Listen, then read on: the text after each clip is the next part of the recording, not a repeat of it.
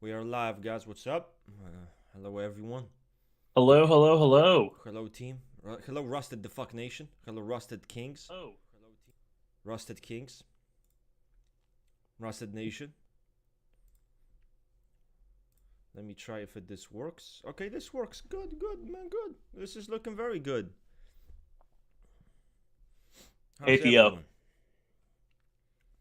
Okay, I think the announcement worked. Whoa, Mally is always here. What's up, Mally? Mally's always Italian present. Do BO. you see it though? Like you see how she's always present? Love it, love it. Sometimes you have loyal supporters, people who watch your shit very like consistently.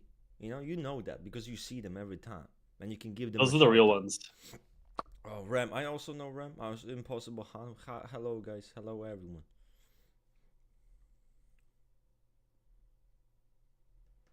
Very nice, guys. So, how is everyone? How are you guys? It's Friday.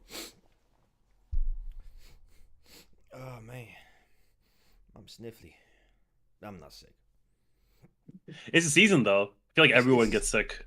I think I genuinely think I'm allergic or something. Like I tend to I sneeze a lot. Like I don't fucking know, I just sneeze a lot. Like especially like summer, like on a season where it's like more. Although I don't even know if it's fucking depending on the season. I do that shit sometimes when it's winter, sometimes when it's like summer. I start sneezing. Oh my god, so annoying. Then I feel my fucking my nose is stuffed and stuff. Yeah. Did you know? Fun fact about me that I have such a poor sense of smell. I can barely smell shit. Like I can smell things, but it needs to be very intense for me to smell something. Isn't Oh that yeah, crazy? you call yourself a sensoric type? That sounds like 4F to me. No, seriously, yeah. It kind of sucks sometimes. Like I can still taste stuff, obviously, but I do need. I don't feel like my taste buds are as new ones as some people's taste buds. Like.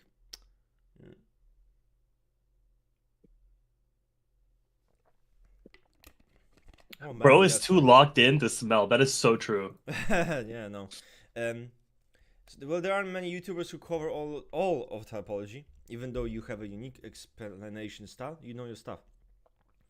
It's interesting that you said even though you have a unique explanation, we'll let it slide. Yo, We'll I let it think slide. she negged you. I got negged. Okay, and that's fine. That happens. But yeah, we are like the only channel on YouTube, on whole YouTube, that does actually all typologies. There's nothing like this, so it's pretty good. Bro's locked into smell. I can smell. It's over. What's that drink? It's it's Yeah, it's what is it? it's just like a strawberry drink. That's all. We're keeping the chill, keeping the chill with it. I'm not drinking vodka. I'm not drinking alcohol because you We're weren't saving all present. that for Yeah, the drunk your stream. ring. You weren't present, but there was we had like a video call. Yeah, In the yeah. other group. Yeah, yeah, and we Couple were last week maybe? last week. Was it last week? It, I think it, it it was, might have right? been last week or the week before. I cannot tell you because time just I can't tell you. But maybe next week, maybe last week we all kind of got on a video call. We were drinking. Yeah, we were drinking. So that's good. That's hmm good. Here he is. Yo, what's up, guys? I feel like everyone's busy. Everyone's busy today. Like.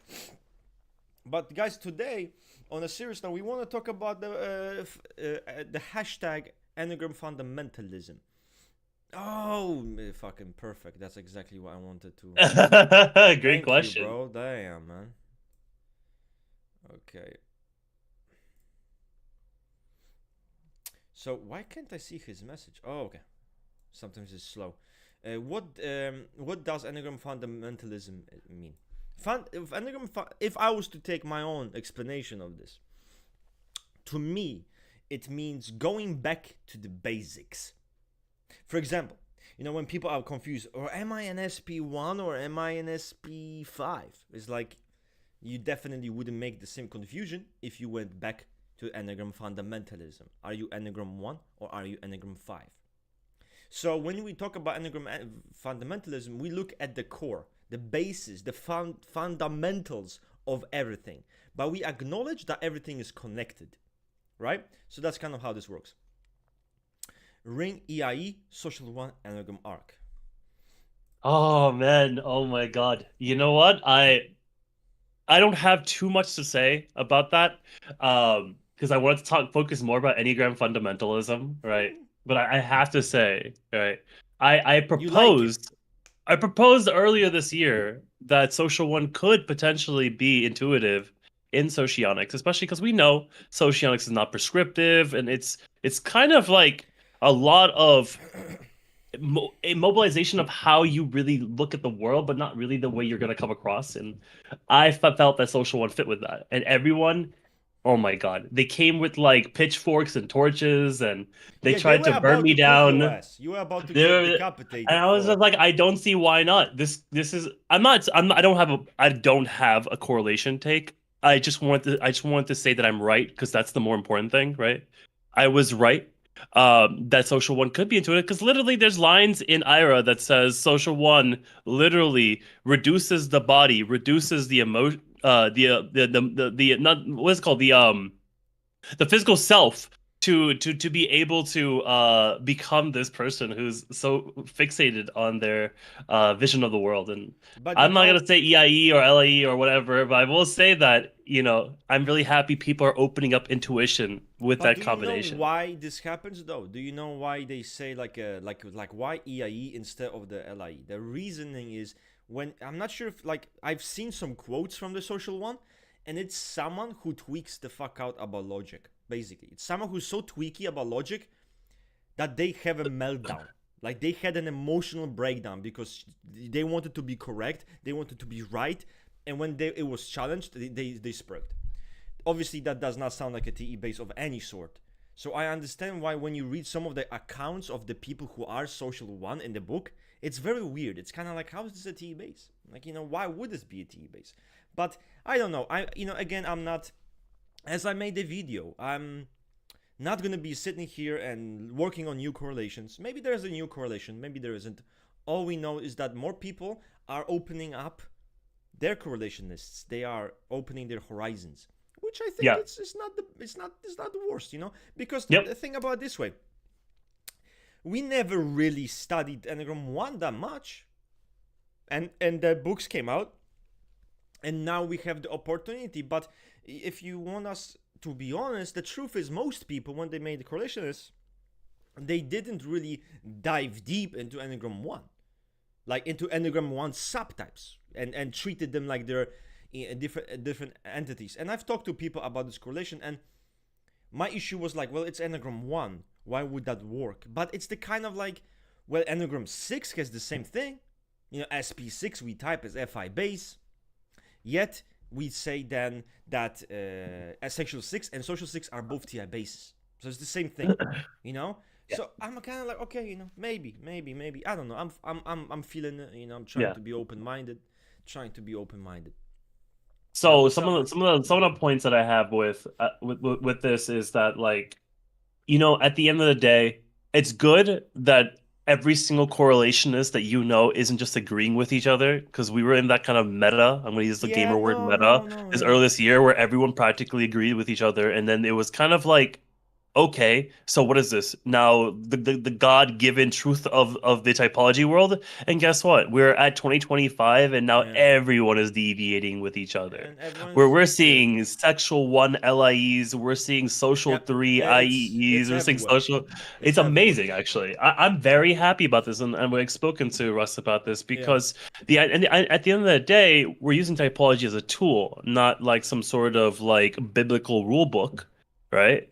It's a tool to help you. Man, because I know there are some fucking brain dead people, people who have brain disease, who actually unironically think that everyone in your circle will agree with each other.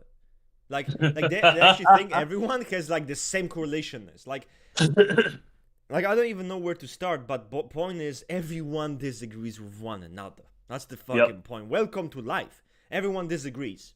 I have shit that they disagree with. They have shit I disagree with. Do you see me preaching sexual for SE or IE social 3? No, I'm not.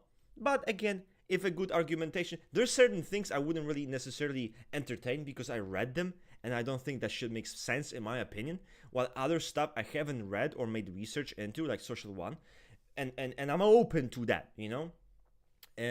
But people are very reactive about correlations. People are very reactive Oh about my God, anything, yes. and I It's life or understand death. this. But listen, I understand this because if I'm chilling, and someone comes to me and makes me feel like they're pushing a correlation on me, I'm gonna say fuck that. You know, I'm also gonna rebel. I'm also gonna say we don't want that. We really don't want that. So I understand why this happens, but the truth is, at the end of the day, we will all have different correlations, and correlations will change. You know, some people use that as an insult. Lol, your correlation list changed.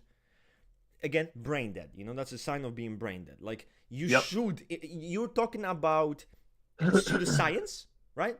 Pseudopsychology, with no empirical evidence. You cannot see it. You can only make connections based on logic and comparing concepts. So we will always tweak different things. Always will change. This, like, typology is fluid. This is kind of something people need to understand. And stop being so upset about that. Typology is fucking fluid, you know. So that's kind of how it is. And I understand it's not always easy. You know, I'm resistant. You know, someone says new correlation, I'm resisting because I'm like, you know, I get that. I understand that, but we have to keep our shit aside and try to kind of look into it ourselves. Anyway, let's look into some things are being written. What should I look for? Tiago de Fred Barroso. What should I look for when typing the instinctual variants of someone I can type separately from the neurosis? That's kind Ooh, of good when we question. say, see, look, when we say fundamentalism, we're not just saying go back to the core and ignore the rest. We're saying take everything into account, but understand how everything is traced back. That's kind of how I would think. So, for example, if you have someone who's a social 7, like Ring, right? You have someone who, when you look at him and you're supposed to analyze him, his type, you should see the neurosis of the 7, the neurosis of the social 7 in his case. You know, you should look at it and see it. But because he fits the neurosis of the social 7, he fits the social instinct. Because that's what happens when you combine the social instinct with the 7. And that's kind of what happens. So if you look at him and think, yeah, but he really doesn't fit the social instinct at all, but you think he's a social 7, something went wrong. If he doesn't fit the social instinct at all, how can you justify that subtype's neurotic need manifesting? So you see, it needs to be consistent. So because you sometimes see people make crazy fucking takes. Oh, this person is this way. They type by traits. This person is this way. The instinctual variant doesn't even fit them at all in any way, shape, or form. In any shape or form, you know. So that's my take. Rain, what would you advise to this guy to make it proper? I think it's super important because we're in this time where we are looking into just a subtype like it's just like this fully fleshed thing that doesn't have components and ingredients to it. And that's not the case. That's not the way Naranjo's team looks at it. And of course, everyone loves Naranjo, but then they don't want to actually go into the methodology. The methodology is to look at all the different ingredients when it comes to your overall type. I think it's fine to look individually into the IVs. I think it's fine to look individually into the core. I think it's fine to look Yeah. individual at the subtype. But when you're making a typing decision on yourself or others, I guarantee you will have higher than a 90% success rate if you're able to match up All your of it. instinctual variant, your Yeah. passion, your Yeah. fixation, your defense mechanisms, Yeah. and the individual subtype anomalies as well. If you're able to create like a little bingo of all those, you'll be so much better off. And guess what? You will understand a lot more about your type and the overall system than someone who just says, "Oh, I'm a sexual 5." You know, "Oh, do you fit with sexual?" It's like, "Oh, I don't know. I don't do that. I just do subtype." It was like, "Oh, do you fit with E5 core?" "No, I really just fit with sexual 5." And it's like, "Oh, okay. So what do you know about it?" "Oh, I just know whatever is in fucking Yeah. Avarisha. I know sexual 5 just from that." And it's like, you're missing so much of the big picture, and it's opening you up to so many Mistypes. errors in the system. Yeah, you'll definitely mistype because Yep. and that's kind of what happened, you know. For a long while, people start doing that, you know. Like, okay, he's this type, he's this subtype, because you look at the traits, makes sense. And I've seen this happen with, you will not believe this, but Jesse fucking Pinkman, which is insane. And think about that, Jesse Pinkman's neurotic need is that of the social aid. Let us sink the fuck in. This person looked at Jesse Pinkman, just look at the traits. Social aid. He doesn't understand that the social aid has a neurotic need. This neurotic need comes from the social subtype connecting to the passion. Like, this doesn't make sense. So always look at the big picture, but make it if it's consistent, it'll work. And the truth is, look at the people typed around you. Ring is a social 7. I can look at him and be like, makes sense, fits the neurotic need of a social 7, but not only that, has the social instinct, and how it manifests within the roses, perfect. It's consistent, he's typed correctly. But once you don't have that, some bullshit's happening. You know? Like, for example, people say, oh, Andrew Tate, social aid, because complicity. Where is the neurotic need of the social aid? Where is the social instinct that is being basically neurotic? Where did you see it? I don't see it. I see conservation. What went wrong? Something went wrong here, right? So that's kind of how I look at it, and we preach that shit all the time, for sure. Rust and Ring, I'm writing a book right now. Oh, cool. How the social, good luck with your book. How the social 5 hero look like without it seeming like a Sigma cosplay cringe. Arc, growth, integration, just a very general path. What would you advise this guy? Be right back. I'm gonna go piss, and you guys can fucking discuss this. That's interesting because I don't even see the social 5 as some sort of like Sigma cosplay cringe. I think people's understanding of the type maybe, but even then, I think all E5s are kind of just like shut-in nerds. Like maybe your definition of Sigma is different from mine, but like no social 5 is Sigma to me. I think that I've seen quote unquote Sigma sexual 6s, Sigma like E3s maybe, but like a Sigma social 5 is not the way I see it. But just to answer the rest of your question, right? This is someone who is predominantly afraid. They have a lack, and a lack that's similar to the E4, but the E4's lack is more of like in the sense of like a personality or like components in which they don't have that others have. The E5's lack comes from this feeling that they don't have what it takes or what it has been equipped to them to survive in the world. And because of that, they can be a bit non-participatory towards it. They can be more cave-like. They want to stay where they feel like they're safe. A lot of the words that people use for E5 is like castle, right? Castle, SP5s are known for the caves, but all E5s are looking for that cave castle like situation because they don't feel like they have all necessary components to survive in our world.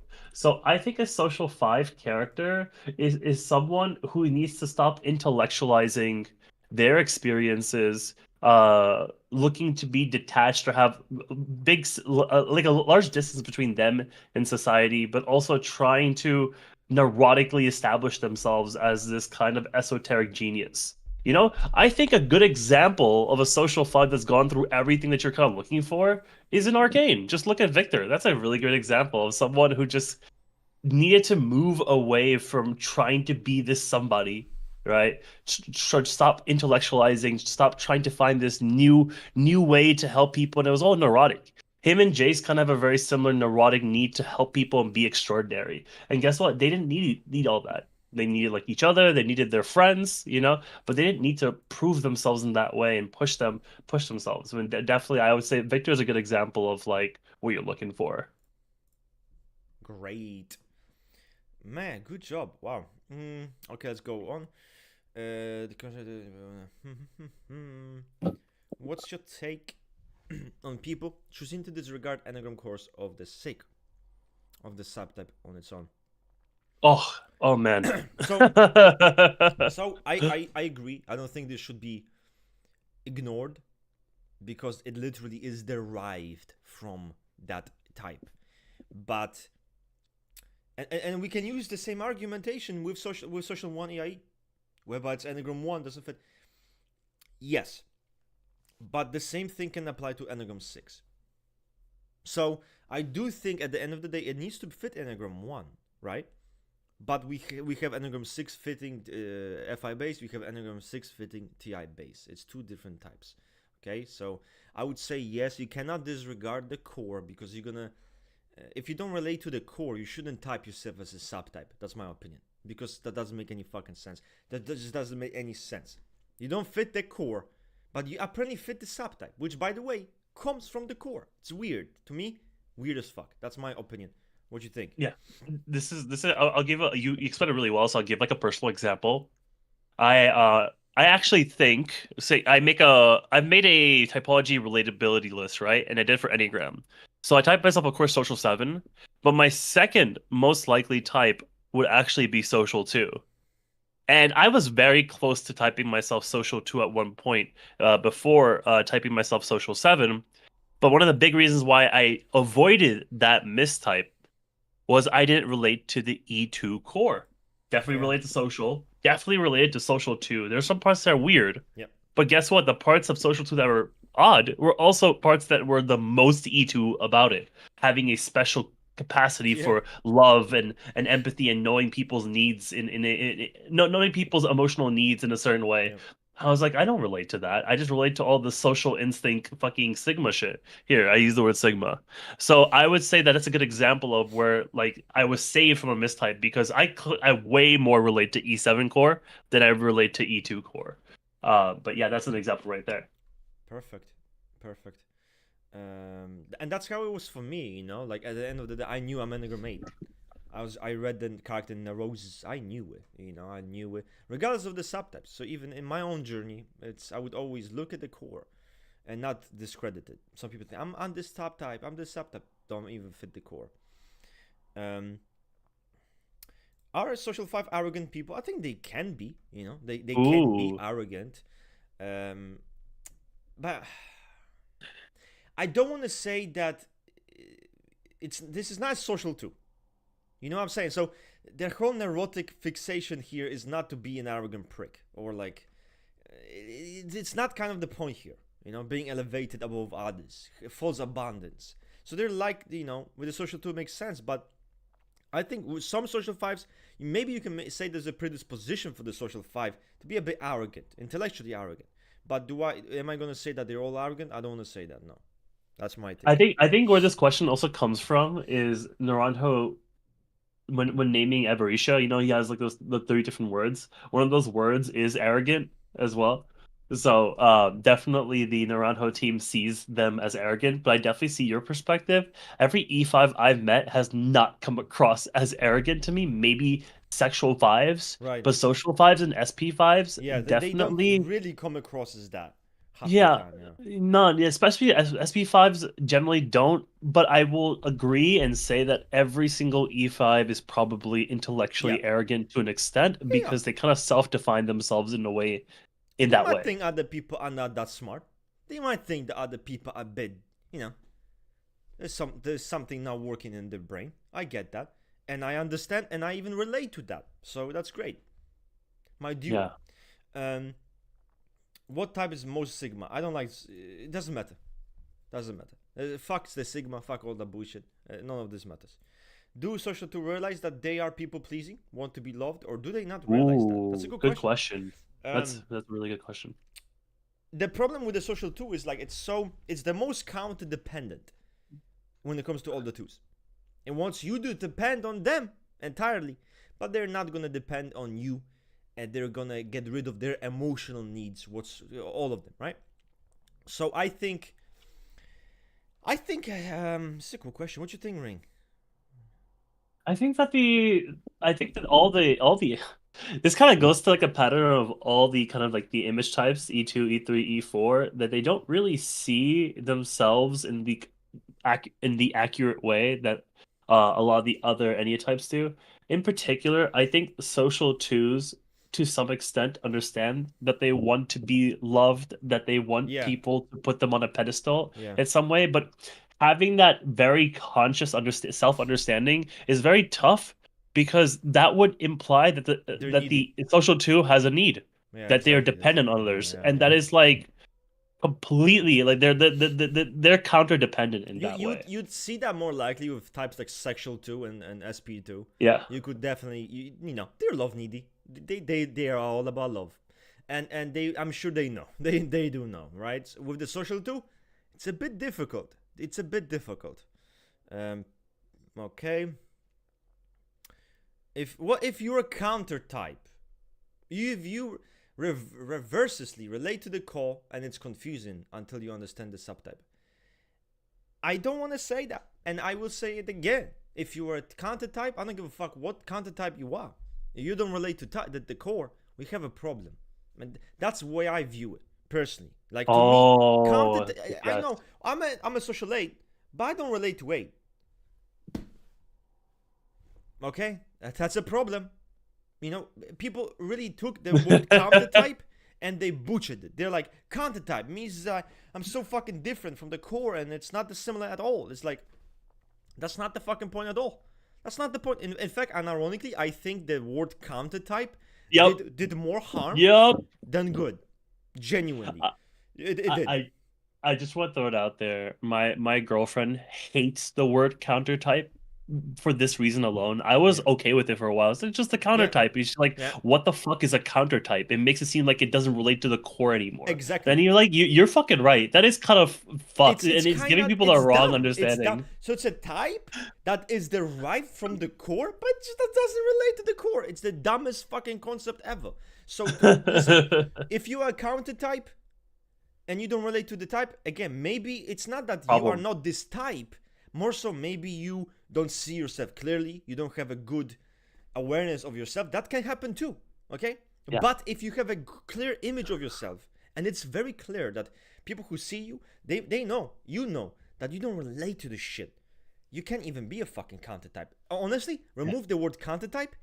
It doesn't exist, and just type yourself like this. Look at different subtypes and do that. But don't do this counter type shit. No, it's for me even it was harmful. Counter type. Oh my god, yeah. Oh, if it's a counter type, of course then I need to be, a sweet cupcake. I need to be like those social nines. I need to be, but I've butchered people and I wanted to decapitate people. So what does that mean?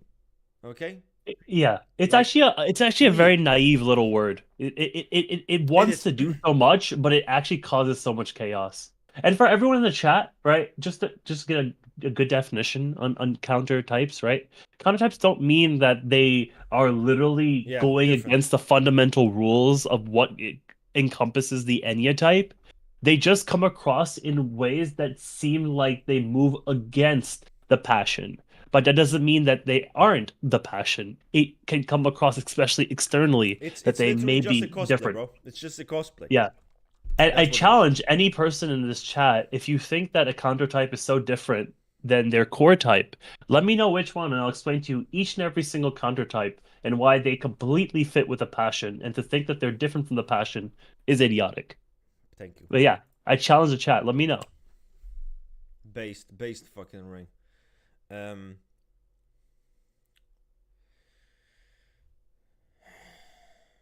I would say that if you're typing yourself, like okay, you type yourself like a fucking like a social nine. No one types themselves that, but so social nine, right? But you don't relate to E9 core problem. That is a red flag. And maybe it's because you misunderstand social yeah, nine or you it could be. misunderstand Could be. E9, but It's you yep. need to. That's not just it's the counter type. No, no, no, no. Red flag, alarm bells. Go reread book. Go reflect. Go outside, make some new experiences, get some life experience, and think about it because they are Yep. connected. Yep. And the fact is, the more you'll be thinking of it as a counter type, as such a different concept, the harder it will be for you to type, because it's gonna be like, yeah, but I'm. It's a counter type. Don't forget about that. It's not gonna help you. And I used to be into this counter type shit too. It only honestly confused me more because I just didn't understand what the fuck that even means. And sometimes it just made no sense. I'd look at a character and I'm like, how the fuck is this person a counter type? It doesn't make no sense. This guy's a fucking, it's obvious as shit with them. So what the hell, So Yeah. yeah. Okay, let's proceed to different questions. Okay, this is a good question, very good question. Would it be contradictory someone with the social instinct and constantly act against social norms and groups, even groups that they belong to? This is amazing. This is a good question. This is so good. No, it's not contradictory. In fact, it makes a lot of sense. Yep. I love this question. Isn't that mind-blowing? If you are someone who constantly acts out against social norms, groups, you spurg out, you tweak out. Why would that mean that this is not your neurotic response? Why would you reacting neurotically in the domain of the social instinct mean that your instinct is calm, you're relaxed about it, you don't care? We are supposed to be reactive and very, again, neurotic in the domain, and it happens to me too. Like, I don't always be like, let's go, this group. I can go against the same group because there's this reaction, there's the strong feelings in that moment. Something happened. Oh yeah, fuck this, fuck all this shit.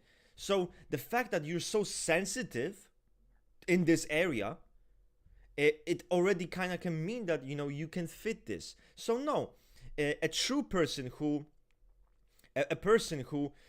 genuinely doesn't give a fuck about the social instinct would be someone who can coexist within groups. They can have friends, they can have this, they can coexist within social norms, and they have a very balanced and very kind of chill attitude to it. Things can change, things can adapt, no problem, whatever. While the social instinct person will tweak the fuck out. And yes, it can even be like, I hate people, fuck the social structures, we need to abolish them. But bro, that's the social instinct. Just because you say fuck it and you don't like it, that doesn't mean it's not social instinct. You're still paying attention to it also constantly, and you have this very strong reaction to it. That's what it is. Oh shit. Yeah. And you know what? Everyone in the chat, don't feel bad for falling for the meme here, like, especially us socials.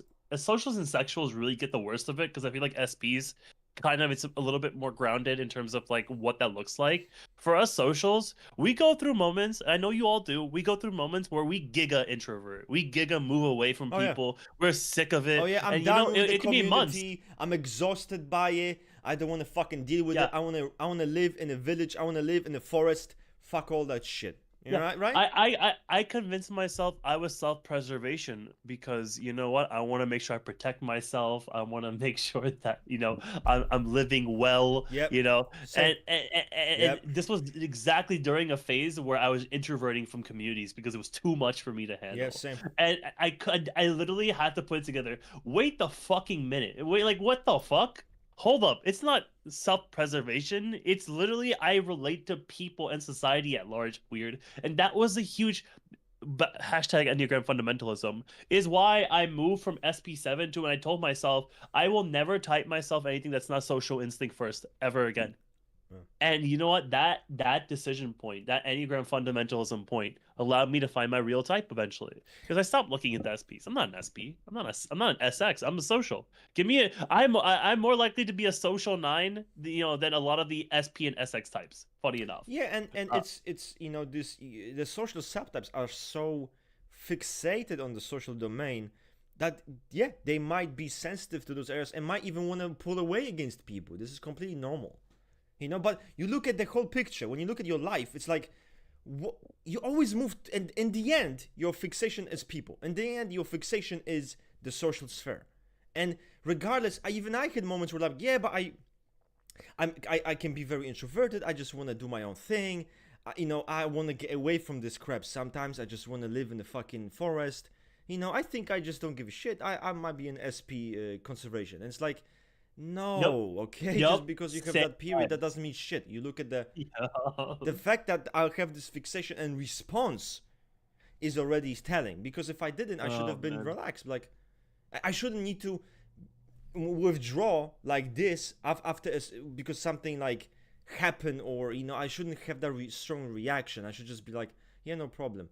Okay, maybe I always wanted to live in a fucking little town and shit, you know, whatever. But social subtypes are very fixated on that shit, and they will also say, fuck this. I need my space. I want to go against I'm people. focus on myself. You I'm know, that's focus super on myself. self-preservation. 2 weeks later, he's already like chatting and being around people. And I always say this, like, we're slaves. We are complete slaves to our neurosis. And this happened to me. I'm not joking. Every time I made a group, every time I made a community, after a while, I hit this breaking point when I say I'm so tired of the people here. I'm fucking so exhausted. I don't fucking like them. I want to get away. I don't want this. This community. It's too big. I want something small. I want something meaningful. This is crap. I pull away, right? Just me. Like, again, all of this. 2 months later, I want to create something again, and it's a fucking constant cycle. It's a constant cycle, and that's how I know I can't even help it. I can't help it. I'm a fucking addict to it, and I need to do it in some type of way, you know. So you're literally a slave to your neurotic need, a slave to the instinct. Always a statement. Oh, I'm moving away from the community. Oh, I'm going to go full. Yeah, I'm so tired of what I see, what this place became. I need to. This is not what it should represent. I'm out, you know? Oh, man. Yeah, Paul is saying, so like the stream, absolutely. You're looking at a world-class example of social instinct gone wrong, gone right, but also gone wrong. Yeah, but even the streams, you know, I think it's kind of true if you look at it, if you want to dissect it, I guess. Typology, Odyssey. Wanting to impact people, wanting to, you know, creating a name, spreading it, wanting to have influence, doing all of those things. That's social. That's social. You know, because many other types wouldn't be so fucking concerned to be like, let me put it out in the world. Let me put it out in the world. They fucking don't. It's just us fucking crazies. And this is the thing. In my mind, I have fucking social calculus going on where it's like, I've already told myself that, okay, I don't want to interact with the community in certain ways. I haven't been texting people. I haven't been posting on like PDV or Discord or anything. Yeah. Because I'm frustrated. I'm tired of it. Yeah. But I don't want to leave the community. I'll still do the podcast. I'll interact with you guys in this always. way instead. So it's like I'm always has to have his calculus. foot in it. Yes, it's true. It's true, yeah. And that's kind of how we really connected. You know? Like, we connected because we understood each other in ways that I feel like many others, because we're the only social subtype within our circle. Like, yeah, we're like the only social subtype. So we would like the only, we could understand each other's struggles. But others would be like, why do you give a shit? Why is this so like fucking weird? I don't understand it. And it's like, of course you don't fucking understand it, you know? But yeah, and with you, it's always, we understood each other very well because we knew, you know, how we experience it in any areas. Even though you are a 7, I'm an 8, it's quite different, but there's so much overlap. It's just got them so much overlap. Anyway, let's get back to the stream. How can you consistently identify social 7s as they are referred as an anti-glutton? Okay. People type Tony Stark as a social 7, even though he has a lot of visible gluttony. Yeah, this is for you. Yeah. This comes from, like, once again, what we're trying to say in Enneagram fundamentalism, right? Just because social 7 is counter gluttony, it's not actually against gluttony. What the social 7 wants at the end of the day is to seem extraordinary, and the Naranjo team gives you a couple of examples of how they do it. They can be sacrificial, they can be altruistic, they can be smart, funny, kind, intelligent, theatrical, whatever, right? But they want to be extraordinary. And every time they feel extraordinary, they get a hit of gluttony. That is that same gluttony that the SP7 and the sexual 7 uses, okay? Once again, it's counter... Gluttony is not a great word because it makes it seem like they're not gluttonous. Oh my god, social 7s are as gluttonous as every other. They mask it. They just do it. They make you think it's not done for the gluttonous reasons or whatever. It is. They love to indulge. They're very indulgent, you know? And people are also saying, okay, Tony Stark can't be social 7. He literally enjoys himself and he gloats about it. Well, this is the thing too, right?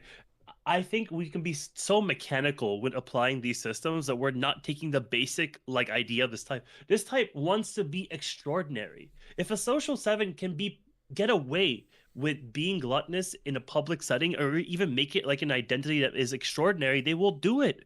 Especially someone who's Tony Stark, who has quote unquote privatized the security of the world. Like this is someone who is trying to blend this ability to be this hotshot, technology weapons dealer armed person and make it all good. He's whitewashing it by quote unquote saving the world, and he did it all for everybody, and he can be this playboy millionaire philanthropist. To me, social sevens are people who balance both, who give themselves a permissive whitewash of what they do.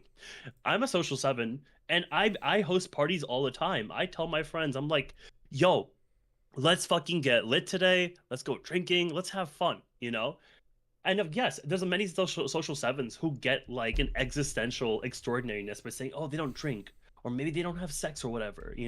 But the thing is, it's not only about sacrificing gluttony. The main objective is to just be extraordinary. If you're the guy throwing the parties, if you're the guy making sure everyone's having a good time, if Yep. people see you as this bachelor, especially in capitalist America, where being that type of bachelor is supposed to be like extraordinary, which is the way Tony Stark is, I don't see why he would fit SP7 over Social 7. And I think that the more we go through the series, he's definitely an E7, and I think that he fits Social over SP. I don't think SP is a bad typing for him. I'm not even upset when I see SP for him. But the thing that Social is worse than because he's actively shows gluttony, that's mis implementation of the system. Decapitation. Death by decapitation. Absolutely. Subtypes. Which subtypes would be the most concerned about fitting into a certain group? I mean, yeah, could this just be any social subtype? Do you think it's just any social subtype, or do you think some would be more oriented towards Okay. like social 4, Short, social 2? short answer is that it's all social subtypes. But long answer, yeah, you could make like a theoretical tier list. Like a tier For list, yeah. example, the social one is a little bit more okay with being kind of like this maverick outrider who defines himself as being different than the morally unvirtuous in crowd. Where there's like the social 9 who will live and die on what their group wants. And they need to really reintroduce the self. So you could get that level where you're comparing the two. But I would say overall, don't get messy like that. I would say all social subtypes are like that. Because you can easily find an actual social 1 who is very group oriented and it's not some sort of like maverick. And you can see a social 9 who isn't always just like a pushover for their group. So it depends. Yeah. How much emphasis should you put on your socionics type? First of all, listen, you are trying to find your Enneagram type and you look and you're focusing on. I'm confused. If you're looking to find your Enneagram type, you should study Enneagram. Why are you looking at socionics to find your socionics type, like Enneagram type? This should not be a thing. This should not be a thing. I'll tell you the truth about sometimes the way I see some correlations or systems. Sometimes you come across an individual who is very obvious in his Enneagram manifestation, right? And that's what you more focus on. I've seen characters where some people tell me, "Oh, he's an ESI," but then I look at the Enneagram, they completely contradict it. And I'm like, this is not Foresight an 8. This is a clear 8. I look at it and I'm like, it's a blueprint of an 8. So what do I do now? Or do I argue with this person? What the? Yeah, I tapped them by the elements. It makes sense. Yeah, but I just don't think it's a 4 in any way, unless you're saying ESI works with 8. Okay, but so my attitude is simply finding consistency, yes, but use systems independently. Focus on Enneagram and type yourself in Enneagram. Don't give a shit about socionics. And then maybe later, after you're done with the Enneagram journey, you can look into your socionics. And we'll see what happens then. Maybe you'll come up with a fucking insane contradictory combination, which, by the way, you don't need correlations to tell you it's contradictory. You know what I'm saying? That's why I say in the video, guys, if you use your brain and you will try to actually be consistent in the system, you will not create a fucking inconsistent combination. That's all. You know, because to fucking type yourself as two things that completely fucking contradict, that would mean I don't know how the fuck you're relating to it. If that's the case, you fucked it up. You know, so yeah, that's kind of focus on Enneagram if you're if you typing Enneagram. haven't already watched Russ's video on this literal topic, I made a click on topic his about page, correlations. open it up on a tab, queue it up, watch it after our stream, because it's a great video on exactly this. And this is also why people are like, Ring, you're an anti-correlationist. Ring, you're like actually a giga-correlationist, and no one knows this. But Yeah, I tell so people fucking... I don't. Oh my god, I don't have any. I'm not a correlationist or against correlation. You don't give a shit about correlations. I don't. People want me to fit one side. They want me on their side. They want me on the opposing side because I disagree with them. It's so they crazy. Want to put you somewhere in the box. Yeah. You're anti-correlationists. Like, and those people are fucking funny. You have no idea what the fuck you're talking about. So just keep silent. Unless you know what the fuck you're talking. Most people in typology, many people in typology, talk out of their fucking ass. Is what I've noticed. They really do. Distorting the truth. Distorting what the fuck is. Like, just for their petty social games. It's cringe as fuck. Oh my god. You know what this reminds me? Oh man, you just gave me a flashback. I was typing myself self-preservation earlier this year. Late last year. Late last year. Yeah, time has passed. And I had this little like disclaimer on my PDB profile. And the disclaimer was like, don't listen to anyone on this site. All people want to do is control your opinion for their dumb identity politics. And I was literally like broken the most social fucking dominant description. I'm an SP type. I'm an SP type. What fucking... Trust yourself. Don't let these people tell you how you should think. I was like, yes, self-preservation 7, by the way. Shit's funny. Oh man. Okay. Let me go look for stuff. Okay, so what forms our primary instinct? Is it trauma from our childhood? It's a good question, and I'm pretty sure we don't really have a good answer for this. We can speculate. You know, we can entertain the idea of what causes it. And from my own perspective, it kind of might be the most logical to assume. I think if you were someone who lived in abundance of materialistic environment, right? Like abundance of materialism, money, security, stability, I would say that I'm not sure, but it could kind of make sense if you're probably not gonna be neurotic in SP. Okay?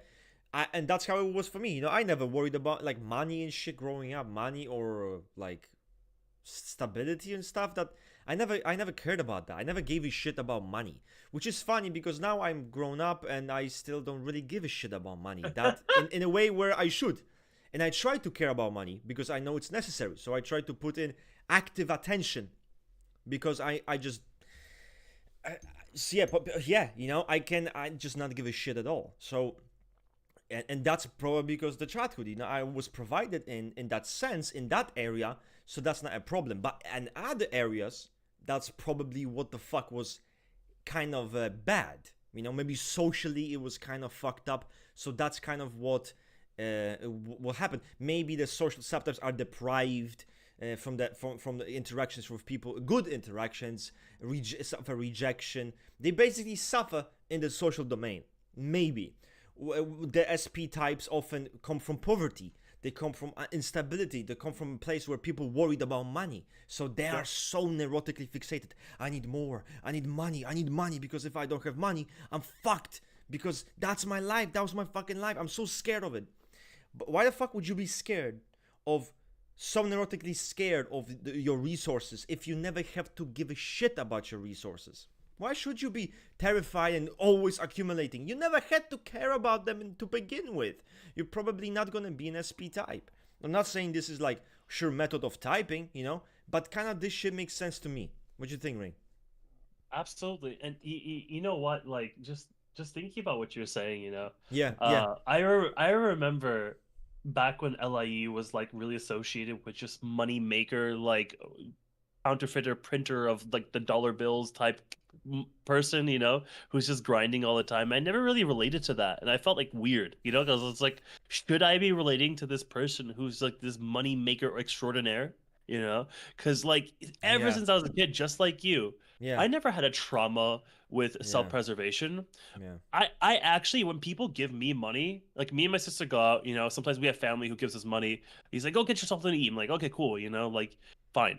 yeah, But I don't even like holding the money. I'm like, I give it to my sister, like, go hold it. I don't even want to deal with this. You take care of it, you know? yeah, Like, yeah, or I'll just keep it in my pocket. It's like fine, whatever. But yeah, like I don't even want to think about it.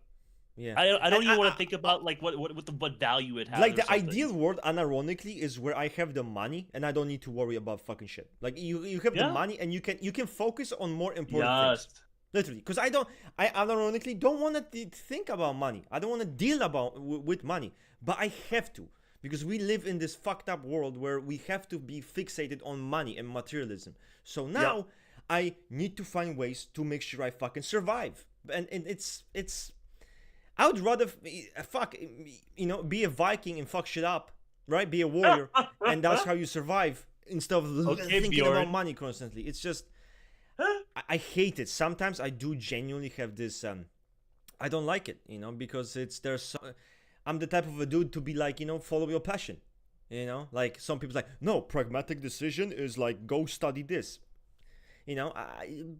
No, like do what you really love doing because you're gonna be doing this for a long time. And if this shit has no meaning to you, don't fucking do it. You know, yeah, it's most pragmatic. Yeah, fucking most pragmatic. There's always a way to fucking make money. You know, like don't make money. I just people who make money their whole fucking life. It's like their identity. It's true. I can look down on them because it's a bit fucking pathetic in my opinion. But whatever. Um, Ring, I would like to hear more about the possibility of cheeses being social 7. What Okay. do you think? Oh man, I have so much to say about this. I'm gonna be succinct because you're gonna be like you're being neurotic by saying a lot. So I'm gonna be succinct about this. Okay. Yeah. Jesus effectively does not have an Enneagram type. And I've been through this conversation a lot. He does he doesn't have a neurotic need, right? You can guesstimate, but nothing about his character really says a particular yes or no. And if you wanted to look at any of the quote unquote, you know, secondary, tertiary evidence, he can be anything from like a social 9 to like an SP4 to definitely not social 2 or social 7.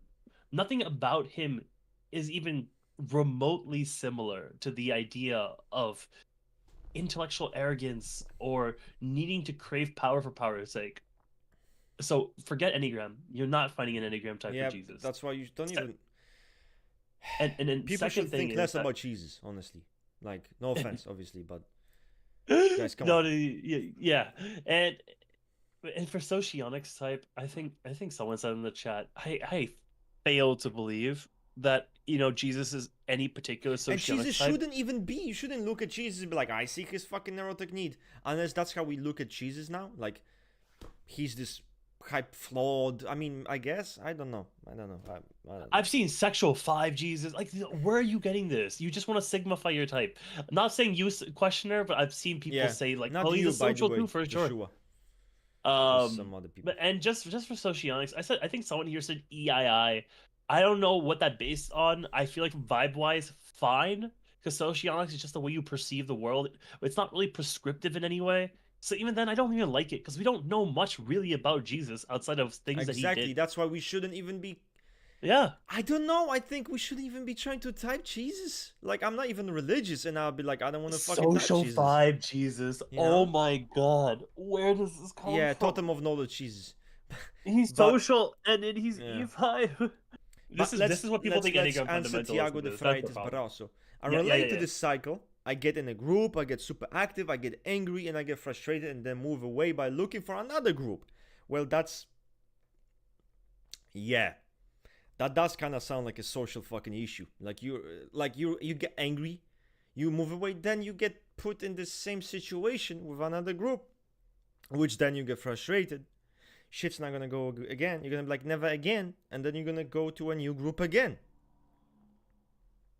If I was to count how many groups I've made in my fucking entire life, It would be too many to count. That's all I can say. Too many. And to you would count. always focus on the failed groups. Which are most of them, because we'll think about them: failure, I mean, wrong. every This single of relationship my fell apart. communities which was successful failed. It's funny though. Any community that was successful failed, because after a while, and this is what you have to avoid, is not ending up disliking the people that are part of your community. And this is so fucking important, because communities, they're very open. You have to kind of be open enough. You cannot be selective, which is why I want to be selective. Like, this person, I trust them, they're loyal to me, I see. No, you have to have, you kind of have to open people. You might not like them that much, but they didn't break any rules, so you fucking keep them. And you need to be fucking careful, because if you have enough of them, then they create an environment. Maybe it's annoying environment. You don't like what it became. This community that you had, it became a fucking fuckfest, and it's disgusting to even look at. So the only thing to do is to decapitate everybody and just fuck off and leave and make a new one. I want to take that what you said further, and just I want to see if you relate to this. Like, you ever have those moments where like you might even get, maybe this happens to you less because I think you're better with people, but you meet someone where you're like, this person's really cool, right? And you add them to your group. Yeah. And after some time, you're like, oh, this person was not what I really imagined them to be. Oh shit. But you can't get them out of the group, really. Yeah, because now you fucked up, because now they're part of it. So like, you're gonna be a fucking asshole now. Because that's what I'm thinking, where it begins to start unraveling. And now I see why, because I have the same thing where I'm like very careful who I added. Yeah, I know that's why. The building blocks of like the implosion. And sometimes it's like I get very eager. I see someone like, oh, I see potential in them. Like we could add them and they can be part of the shit. It's great, And people tell me sometimes, slow down, because we don't know them. And little do I know, we get so excited. And then people start like, there's some friction, some topic comes around, people are kind of not liking this person as much anymore. It's like, shit. That's why I try to, when I add people, like genuinely add to my like group, like where I genuinely think of them, my inner circle. It's like, I have to fucking know them. I have to see how they interact. I have to, it's something like this, people think, oh, you only have community. It's not community. It's just, I don't operate just on communities, guys. Come on. I just want to add one more thing, since we're talking once again about Enneagram fundamentalism. People know social one is my third most relatable Enneagram type, and one of the few like quotes from the social one IRA book, and I think you're gonna relate to this too, Russ. And I'm gonna read this passage too.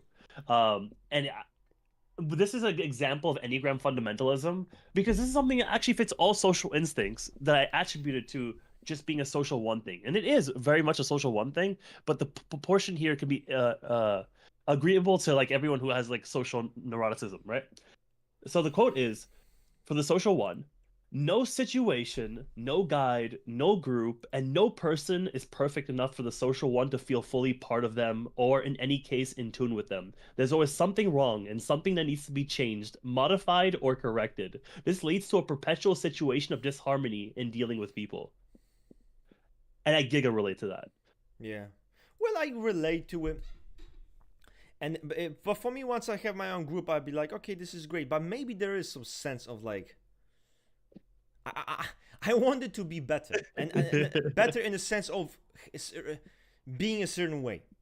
Like representing a certain thing. And crafting that sense of unity between people. I think that can be a thing for sure. But even as you said, like having people in it that I thought were some type of way, but then come out to be completely different. I also think, that's unfortunate. That's what happens to it. And maybe I relate to this even more because, of course, I have a strong E1 influence, but I'm a super frustration type. I get very frustrated. You fixate on what is lacking probably more, like a sense of dissatisfaction, stuff like that, and being a 7 core overall, you even have that, it's always dealing with that. And it's worse because not only am I looking at what's missing, I can't handle looking at what's missing. I'm always thinking, well, there's that over there though, why look at what's missing when I can always look at what's that over there, and it's honestly a societal evil to do that. And I know that's a dramatic, but it's a societal evil because when you start looking at what's that over there instead of what's missing, you never go down to the fundamental growing curve of understanding yourself, understanding how to synergize and integrate back into your current situation. It's always something is going to be fixing the situation I have later on somewhere else instead of sitting Yeah, I there don't relate to dealing with this it and part. figuring it It's out. too much. Hmm. This part's too much fixated on like, I don't know. I don't think about like my situation, my current situation. I think actually that people think too much about their current situation. I Yeah. think that they should accept it for what it is and make the most of it. See, Like, this is why my growing curve is to stop thinking that it can be fixed, that it can be something else, and it can maybe be it, but maybe transformed. it doesn't have to be fixed. Exactly. I can learn to be with it. And that's been one of my biggest things last 2, 3 years. A lot of people in my different friend circles, most people see me as nice, right? But a lot of people can see me as very like dictatory or like, like that I have way too high expectations, and it's true. And now what I've done is effectively live with the same people, not just throw them away, not isolate them, not alienate them, but live with a lower expectation of them because my expectations were too high. They always have been. And that's a growing point that I have. And I definitely want to share that. Yeah, sometimes you're just too sweaty. Sometimes you're too Yeah. sweaty. You can't relax you cannot enjoy the fucking moment. That's the ironic part.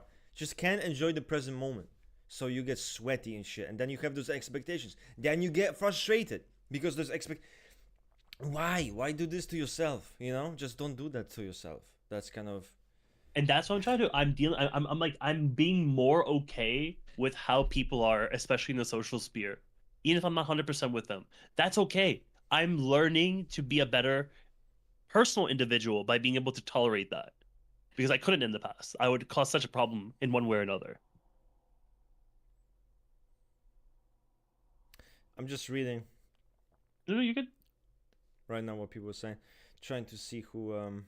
Stream is popping off, by the Good. way. Yeah, it's We right love now. It having is. you all. What type could you be? Could the person be who is shy and secure but oriented towards larger circles? That's so vague. You again, I always preach this. Hyper specific is not good because okay, I mean, how many people can do this? Social 4, SP4, SP6. Like there's so many types that can do this. Like, Yeah. it's not. No, don't type yourself. This is like you look at the neurotic need, and you can read about the neurotic need in Naranjo books, so you have the access to it. Sometimes people fixate on those traits, like who is shy but can also be confident sometimes. It's like, but that doesn't tell me anything because that can be any type. Yeah, for sure. Joshua Moore is asking, in your opinions, is Enneagram type something you're born with or shaped by childhood? If it's shaped by trauma, I don't believe it's okay. I don't believe, right? Maybe there are some fucking people, but when I look at typology overall, I do not believe that you are the Enneagram you are because something happened to you.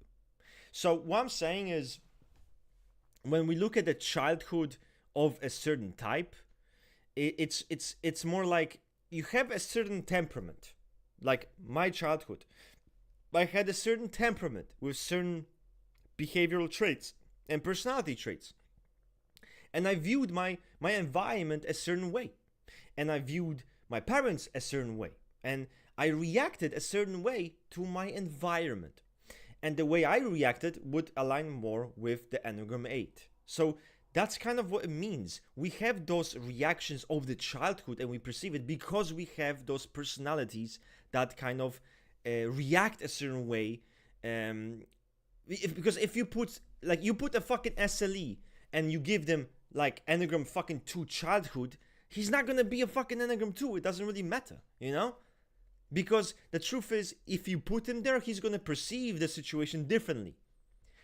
What he might find traumatic or the difficulties he'll face will be still very different, So I don't think it's as simple as, oh, it's shaped by childhood. If it was shaped by childhood, correlations would not exist. I'm telling you right the fuck now. If it was shaped just by childhood, there would be zero correlations. Because SLE could be fucking any type, but it isn't. So why it isn't? Exactly. Now, do I think it's born? I don't want to say it's born, because every psychologist will tell you simple fact. If you ask them, oh, if am I the way I am because of this and this, they'll tell you it's a mix of nurture and nature. That's what they always say. That's the fucking answer. And yes, it's not a very satisfying answer. I think you were born with a template of a personality, with a certain temperament. You grow up, and then it develops into this personality that you are meant to be, in a sense, meant to be. But you will follow a certain path, basically, and that's what I believe. So I think it's a big part is inherent, but a big part is also just you growing up and living life, thus developing. That's what I think. What do you think, Rain? I agree and disagree with you. I agree because fundamentally, decapitation on sight. Decapitate him, guys.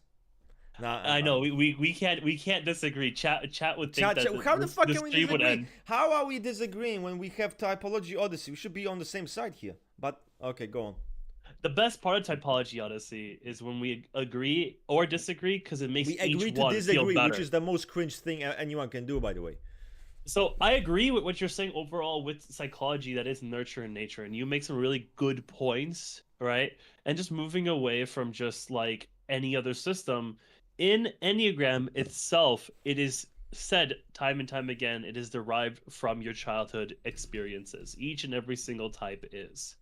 Now, is that going to be true in everyone's situation? I don't think so either. I think that it is more complex than we can understand. And if we could answer that question of where your Enneagram type comes from, I think we would answer larger psychological fundamentals that go beyond just saying nurture versus nature. Yeah, I think there's just some things it's limited. Don't know.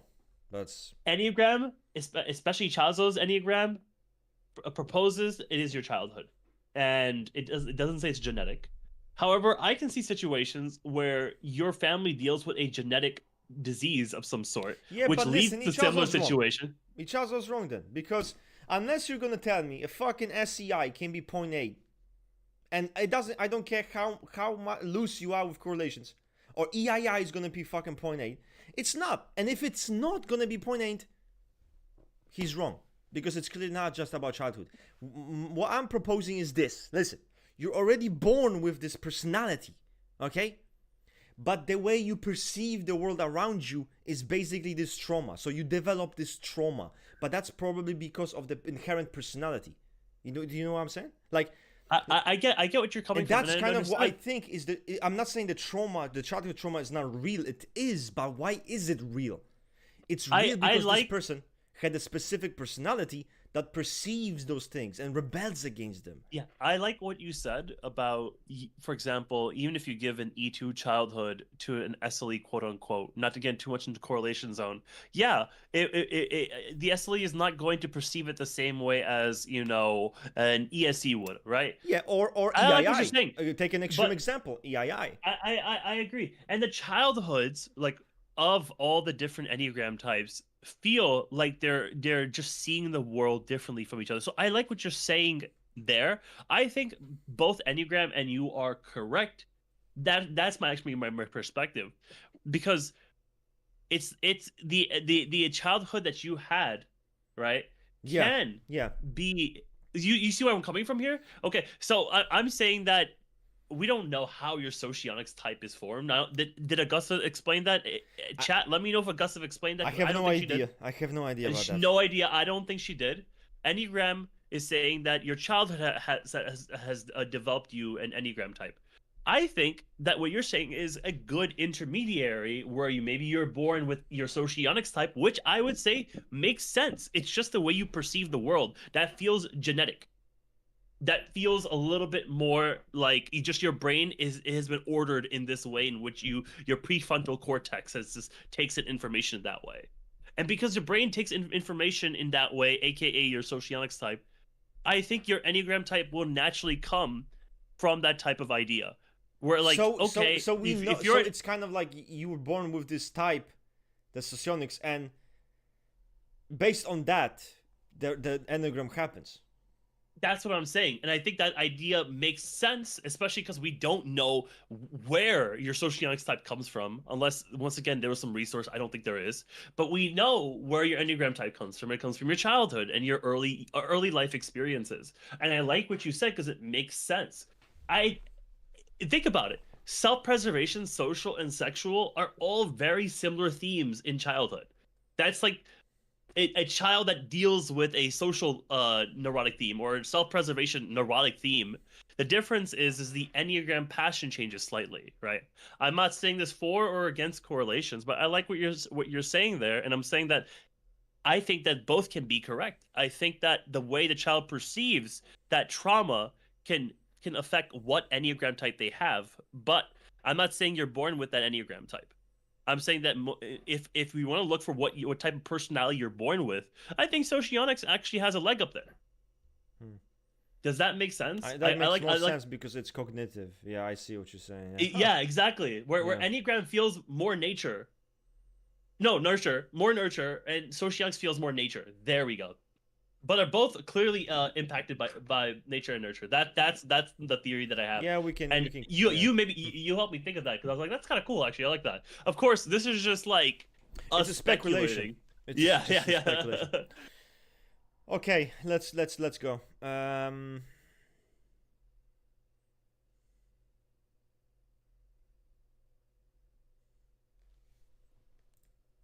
Rust and Ring. Rate social subtypes from least. There's some questions like how do you I'm not sure if I'm not sure if I wanted to answer this, but okay. I saw it just above. How do you differentiate between tri-types 173, 713? It's I don't get that. It's you're either 1 core or 7 core. You know, like I don't know what to say here. I'm guessing the order is 173. That means you're 1 core or come on, they're not similar. They're not similar. There's nothing to say because they're not similar. What do you think, Ring? Do you think there's anything to say here? I just think that tri-type is just so weak in modern. Don't very use weak. Modern It's tri-type. dog shit. Yeah, it's fucking dog shit. Don't use tri-types. Throw it away. I can't even salvage it. And I like some Riso Hudson. I can't salvage tri-type for you. Rust and Ring. Rate the social subtypes from least to most relatable. Oh, I think he's just asking, which ones would be highest, lowest. Yeah, social 2 would be the most relatable. Based. Fuck.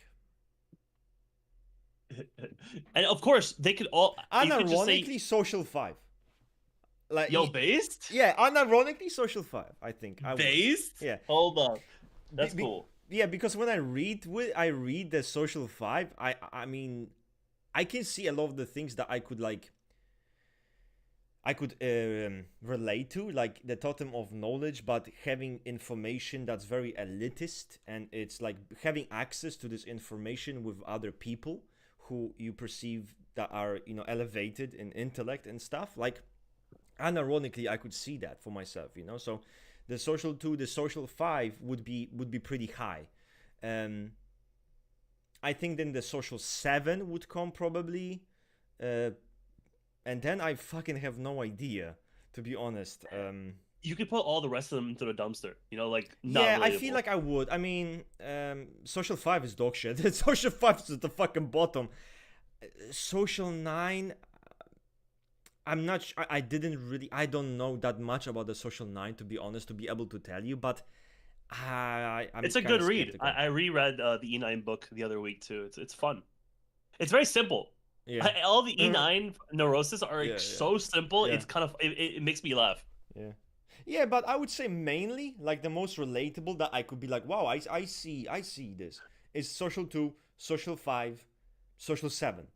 That's would be my guess, Okay, what about you, Ring? I'm curious. You social 1, social 2, social 5. I can't worry. So you would be social 1, social 2, and social 5. Okay, so of course we start off at social 7, right? Cool. I'm social 2 second, then I'm social 3 third. So social 1 third, then social 3 fourth. I would say. Then I would probably be social 5. What's that? fourth or fifth. I lost count. So it's so far social 7, social 2, social 1, then social 3, then social 5, and what else have left? Ooh, fuck. I think social 6 and social 9 are tied, and I think social 8 will be last. Ah, fuck. Ah, right. Damn, man. Oh, fuck. No. Social 4 is last. Social 4 Yeah, is I would last. expect you to have social I 4 totally low. forgot. I totally forgot about that one. There's parts of social 4 that's relatable to me. Like, I get it, but I just think that the other socials would probably have a higher. I think social 8 could honestly be higher. Let's It wait for should the be book, though. higher. Like, That's realistically, it what. should be a bit higher than social 4. Yeah. Oh, yeah, for sure. Yeah. It's higher than Social 4. I think I'll wait for the book. It might be even higher than Social 6, Social 9. But I Probably. reread Social 9, so in my head, it's not bad. I think Social 6, Social 9 are equal for me. Makes sense. I would put social A for you pretty much higher, for sure. Well, there you go. That's the list of relatability in terms of social subtypes, okay? Do trifixes matter more in the certain movements condition, or is it something that reveals after growth from a core? Do trifixes matter more in certain moments? There is no such thing. They matter. The trifixes matter, and that's it. There's no certain moments. Okay. You can maybe say that a certain condition, certain moments where it's gonna be really visible, but at the end of the day, they do matter, and that's how I would view it, personally. Yeah, I'm not a fan of modern trifixes. If you're talking about Ichazo trifixes, they're giga important. He Like talks you about need to know. trifixes in Ichazo, I'm guessing, because you'd say tri-type, but he talks about trifix. But some people say trifix in modern Well, they too. If better you're not fucking fix it up, then. okay, cool. So Ichazo trifixes giga important. They're so important. It's integral to the system. They mean something there. And I like how you answer the question. So we can go to the next Easy peasy lemon squeezy. one. And this is a good question that's gonna happen here. How do you define the neurotic need? My friend, there's no better person to define the neurotic need than Naranjo himself. And Naranjo talked about this. I'm not, obviously quoting him perfectly, but it goes something like this. A neurotic need is kind of like insatiable desire, kind of a psychological drive that is pretty much a byproduct of, again, childhood processes and wounds that happened. So now you have this neurotic need, this psychological drive. And it's kind of like breathing, like eating, like anything. It's like any other need. But the problem with the neurotic need is the more you do it, the more you want to do it. And it's like addiction. When you do it, it feels good, but now you need more. And that's the neurotic need. Sometimes people think, oh, neurotic need of the type, it feels so bad. It's not supposed to feel bad. When I'm on a fucking hunt to decapitate millions, it's not feeling good. It feels right. It feels like the best thing that has ever existed. But that doesn't mean I should do that shit. Obviously, it's a meme. But you know what I'm saying? Like, just because it feels good doesn't mean you should do it. Just because you're good at it doesn't mean it's good for you, if that makes sense. So the neurotic need is actually not. It's supposed to feel like you have a psychological drive, a desire to kind of have this insatiable desire for something. And you act on it. It feels good, but then you need more and more and more. That's my take on the neurotic need based on reading Naranjo. So maybe if Rink has something to add. No, you explained it quite well. It's a thirst that the more you drink, the less you're actually satiated. It's very sad, actually. The way you said it, you sounded so fucking coped. You're like, yeah, it's very sad actually. It's very, very it's sad. super sad. It's like, yeah, It's super super fucked up. sad. Yeah. Yep.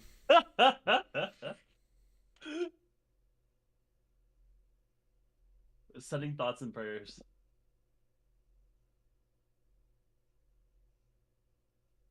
How much important are the behavioral descriptions compared to the fundamentals? For example, I can fit the social 3 passion and fixation, but not how social 3 is described in behavior. look. I can If you fix fit the social 3 passion and fixation, how come your behavior is not manifesting it?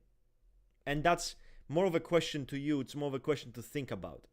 If you do fit those, how come you read the how social That's a 3 is good point. described and it's just not you?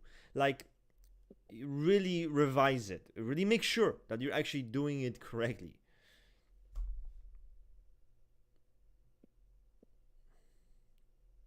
Well said. I don't have anything to add to that. Different personalities have different pain points, which influence how they develop. How the perfectionism of Enneagram 1 is different. You can answer this one. How the perfectionism in E1 is different from the perfectionism in SP3. The perfection in SP3 is more material, where the E1 is more idealistic and abstract. I don't know if I would describe SP3 as necessarily more material, because the SP1 literally exists. What you're really asking for is the difference between E1 and E3, right? But let's take this like to the subtype level, right? Let's look at the SP1, which is also materialistic, but it also has the E1's kind of like higher than life expectations and standards. The SP3 has a standard it wants to emulate. It wants to be this kind of hallmark of success, a hallmark of being this problem solver who can solve everyone's issues, who has the knowledge, who has the organizational skills, who can be a leader, who can bring people forward, and be this person who introduces streamlining and efficiency to their groups and other people that they interact with. In fact, this is why people think SP3 and LIE are the same thing, which is a problem, of course. The SP1 is more focused on the issue with itself. There is a constant lack that it feels, that it's not living up to the standards it believes it has. The SP3 actually believes in those standards of itself because it has deceit. The E1 is more aware of how they are not living up to the standards that they're trying to adopt and implement, especially more on the more morally virtuous side. The SP3 already feels like they're a subject matter expert, that they have the knowledge and expertise to do anything, in whatever they've decided to focus on. So that's a huge difference. Uh, I think that there's a lot of overlap. Even the authors say that SP3 is like the most E1 E3, but at the end of the day, the SP3 is still at E3, and it's adopting standards of success in one way or another. Um, so I hope that answers your question.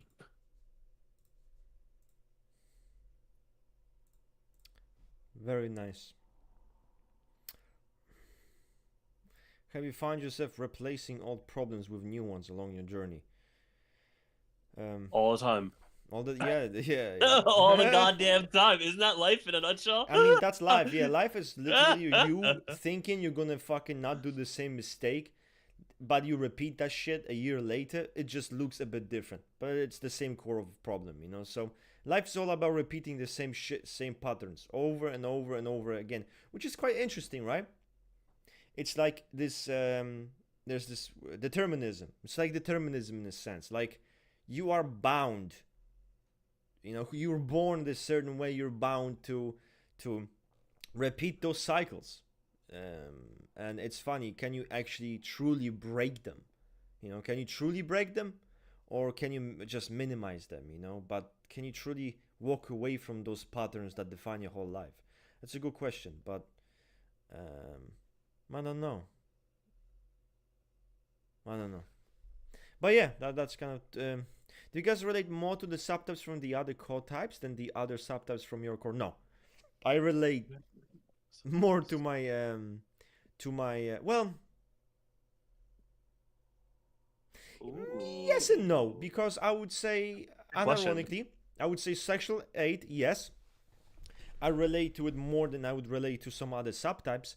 But for example, with the SP, it's kind of like, I think I would put the social 2. And even I would put this SP7 equal to the SP8, I think. Because at least the SP7 has the family, it has the clan, it has the bonds, which the SP8 doesn't give two fucks about in the same sense. So in that sense, SP7 is in a way more relatable. But I'm also the same person who typed as all three subtypes. So that means to me, obviously, I can see three of them in myself. You know, if I was to look at it and think, okay, this can make sense. This can make sense. So that's kind of my take on this relating stuff. Yeah. Just to give my perspective on it, I think it's a little bit of both. Like I've already typed myself as SP7, so I definitely relate to it. I've looked into sexual 7, and there's a lot of things I do relate with it as well.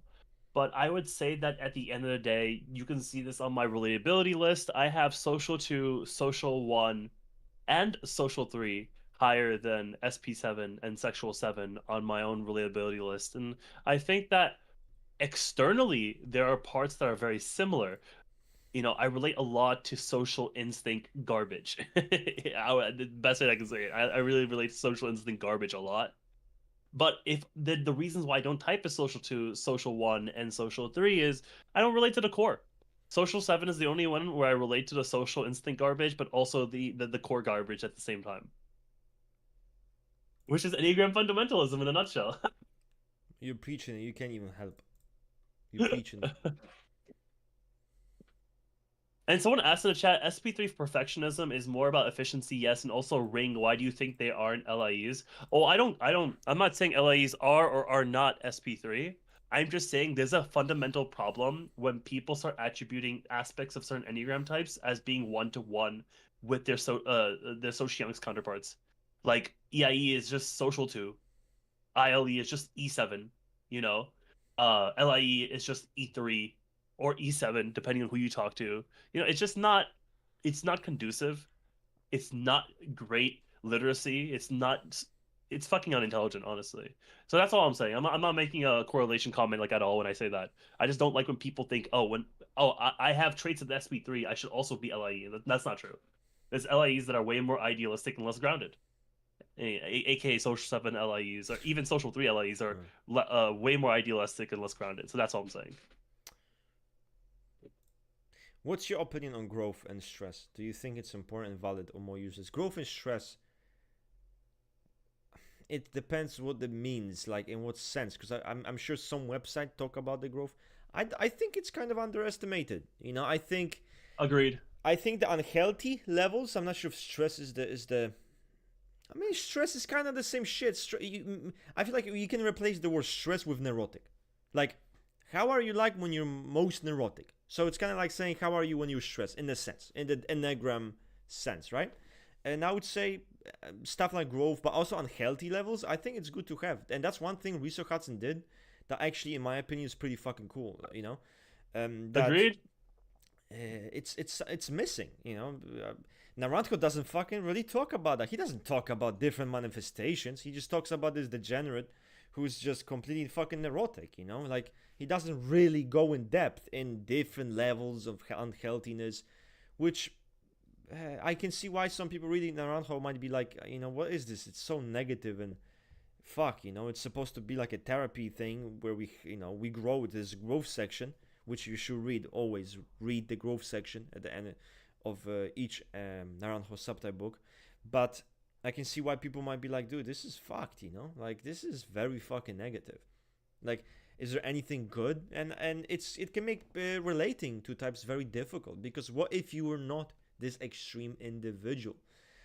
You'll have a hard time, especially as someone who doesn't know typology. If you go on the street, it can be a challenge. You can go to your parents, go to your friends, whatever, right?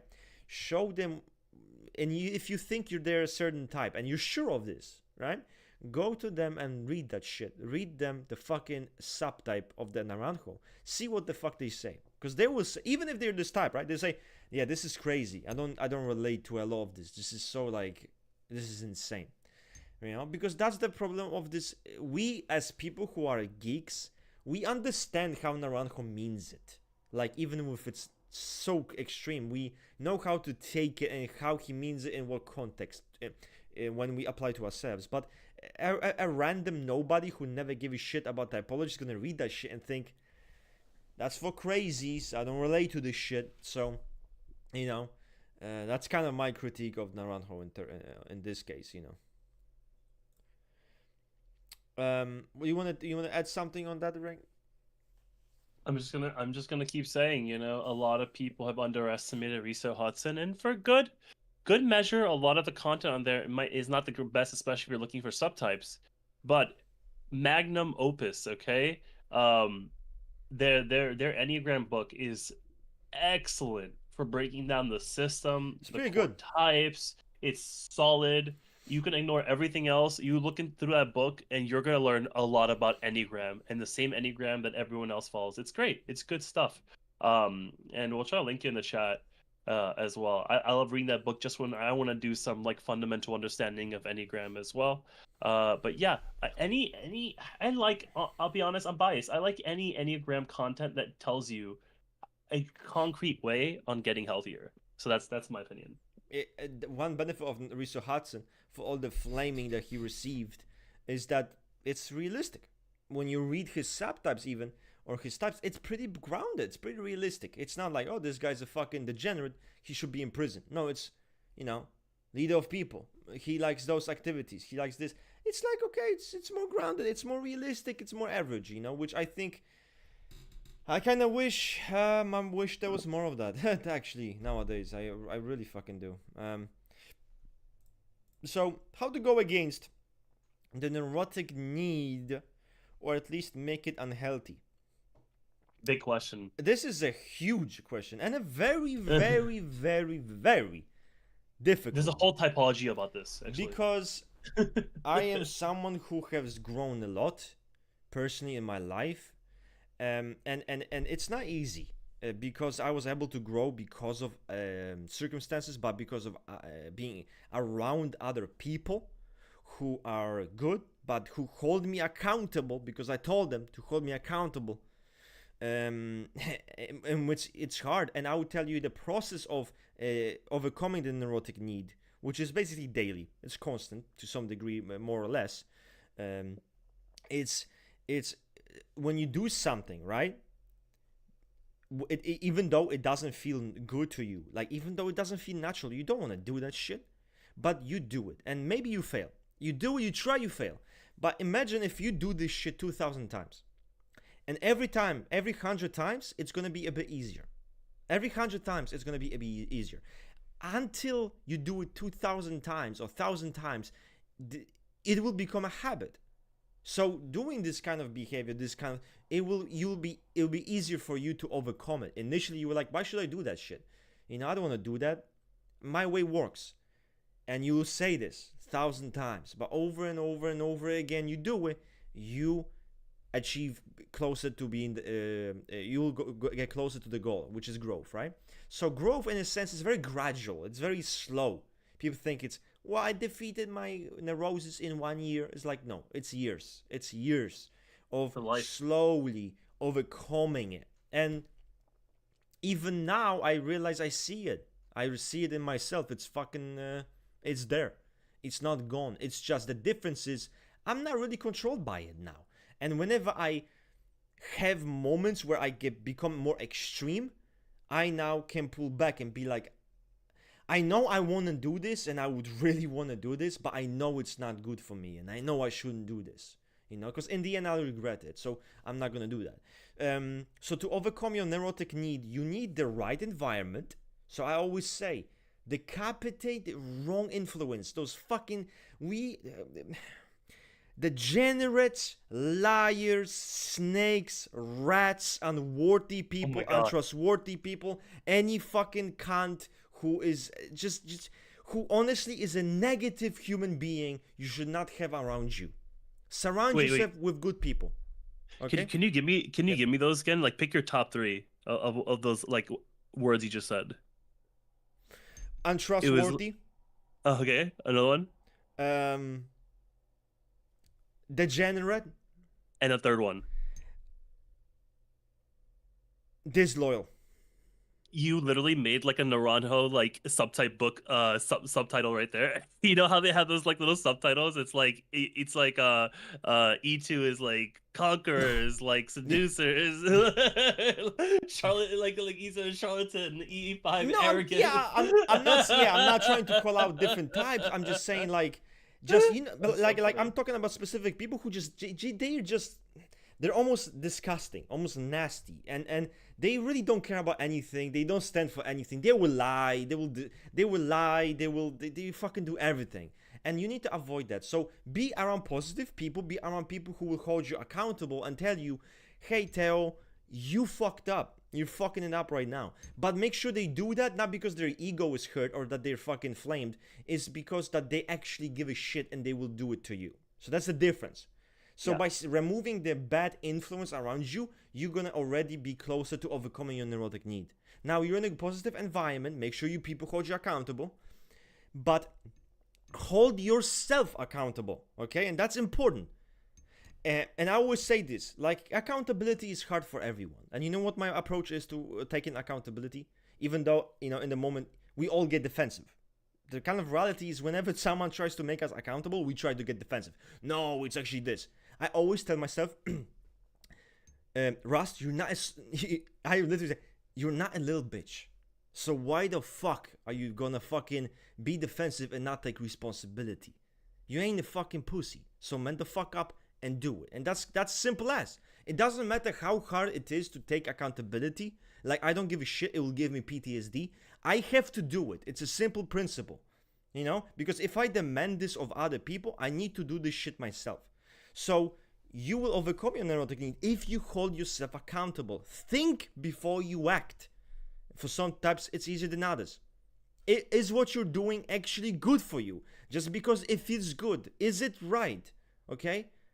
And maybe when you fuck up, when you indulge in your neurotic need, stuff happens. You hurt yourself in some way, or maybe you hurt another person. Take a step back and don't double down. Analyze the situation. Think about it. Take responsibility. I fucked up. I shouldn't have done that. Learn from the past.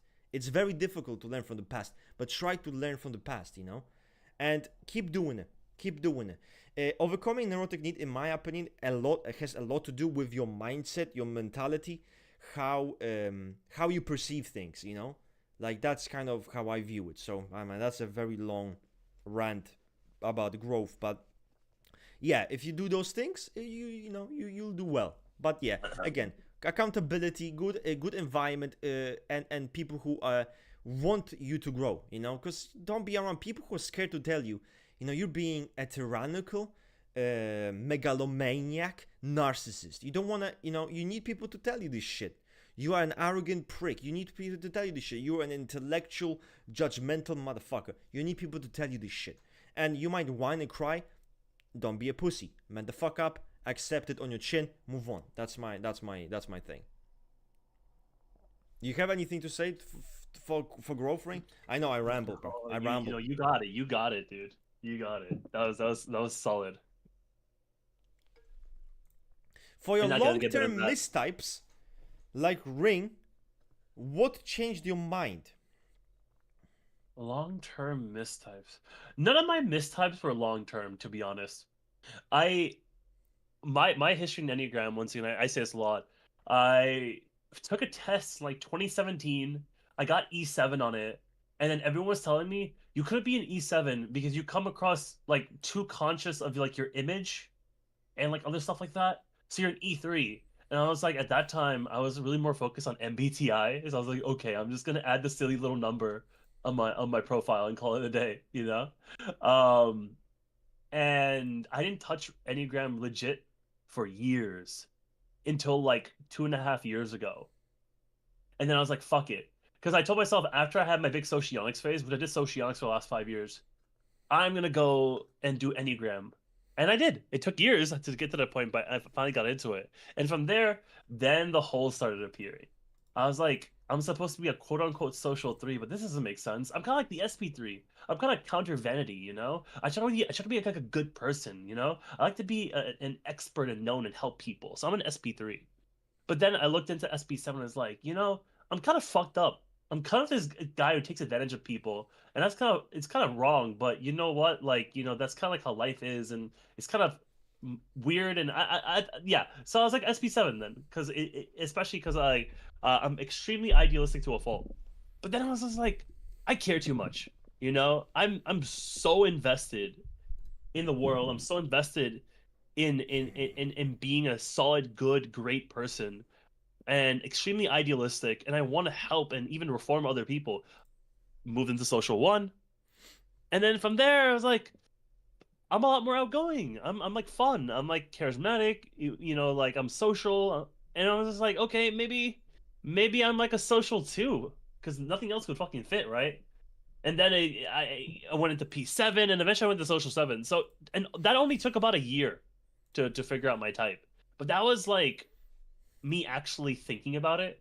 People did influence me. I typed social one because my friends were telling me I was social one. Yeah, it happens. I, It happens all the time. That's the thing, you know. yeah, Yeah. I think that it didn't take me a very long time though to get to my type. I think that if it takes you like a year to find your Enneagram type, I will say that that's not even slow. In modern, that's not even slow.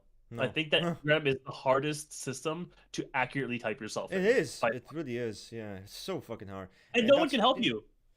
You And gotta that's help why kind yourself. of people say socionics is much better and easy because it to be honest structurally there's structure, there's methods, there's dichotomies. It can be far easier to type, you know. With Enneagram it's much more difficult. So yeah. Moving on. Diago de Freitas Barroso. Which are the best and most important books about Enneagram? I cannot name those books from the top of my head. Sure, I can name the books. You can? Uh-huh. Wow. Um, I Damn. will start off because I'm Mikazo pilled. Enneagram of the Fixations. This was written by Sarah Ichazo, his wife, but it's all Oscar Ichazo's work. It's your best bet when it comes to understanding original Enneagram. It's the most succinct and it has the least amount of philosophical inclinations. It has a lot, but it's also the least amount. For Naranjo, I think his magnum opus is always going to be 27 Personalities in Search of Being. So if you Yeah, want a that's a good modern book. masterpiece, That's yeah, that's a good book. absolutely. Every single subtype book is good, even the shittier ones like the E4 ones, still pretty solid. Um man, I for if you want like a normie, like casual Enneagram that's not so like dark psychology in the way Naranjo's is, don't do Beatrice Chestnut. I don't like Beatrice. Sorry, Beatrice Chestnut lovers. I actually recommend you go and do Riso Hudson, and in particular, The Wisdom of the Enneagram. You can ignore everything else, but that book, magnum opus, very, very good. Go check that out. I enjoy that book for just understanding the basics core of an Enneagram, but also the examples are of actual normal people and not just the worst of the worst situations where you find in Naranjo. Um, friendly mentions. You can also do, of course, Character Neurosis by Naranjo. Not as much of a fan of that book as his other works. Oh, and I can't speak Latin. Germanicus Personae Yeah, also is a great Dramatis one as well. Personae. That's a good one. Some people. Oh, I have so many actually. There's two more. I'm gonna say two more and I'm gonna stop. Don't worry. Um, I know a lot of people uh, in the community. They're like Enneagram hipsters. I appreciate Enneagram hipsters. Almas's Facets of Unity. Yes, I'm name dropping Facets of Unity. Great book. Check that out. That is more closer to classic Enneagram, but it's its own thing. And for those who really like the idea of growing in Enneagram, check out Lukovich's Essence of Enneagram as well. So boom, those are what I recommend. Perfect. Perfect. Um,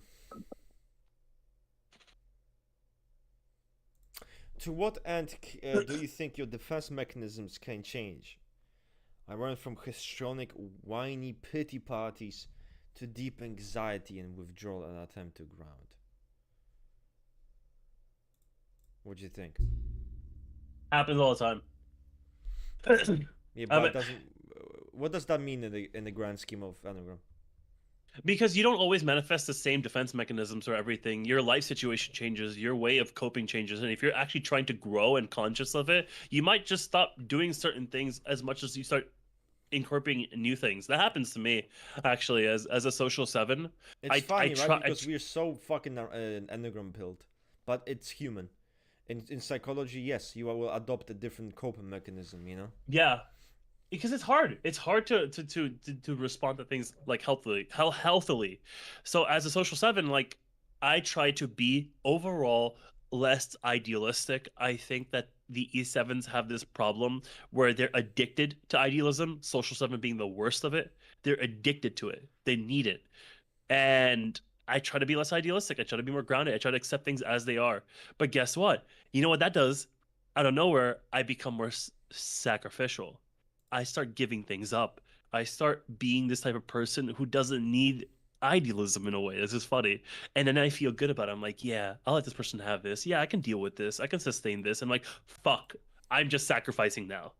And it's just like it's so easy for you to go back into these different like defense mechanisms, and then I piggyback back and forth. Okay, I'm gonna stop sacrificing, but I stop sacrificing. I'm starting to think I'm projecting now. I'm like into the future. I'm like maybe in the future I won't have to do this, and I could be more selfish, and I could be more self-centered, and I could be this and that. And I'm like fuck. Now I'm idealizing again, and I'm ego planning. I'm yeah. So it's really tough. And so what you're describing to me makes perfect sense to me. I feel like everyone does this. They fluctuate. Ral, me being asexual too, when someone pulls away from me, I feel a rush of anxiety or fear that they don't value me. I recognize this as my neurotic need surfacing. That's I agree with that. that's super cool that you are. It's really cool that you are actually seeing something that happens to you, and you reacting that way. You know, with again, you see this as your neurotic need, and this is what neurotic need is. This is what it is. I mean, fuck, with the sexual two at least for sure. You know, so this is awesome. Paul, your opinion on people calling sexual six counterphobic six? Again, people usually anyone who calls the sexual six as counterphobic six, I would say probably doesn't have much typology knowledge, Enneagram knowledge. That's what I would say. Not in an insulting way, but more so that they're just not very experienced. You know, because no one that no one that really reads Naranjo's work and reads in depth ever refers to the sexual six as counterphobic six. We call it the sexual six. We don't call it counterphobic. It, yeah, it's a. I don't Well, even like this term. I there, hate Russ. this term. Counterphobic, phobic. It's dog shit. I definitely agree. The word counter is not doing a good service, but maybe this is like a translation thing. But all the even in the E6 and even in the E7 book, they do refer to the sexual six as counterphobic, like directly.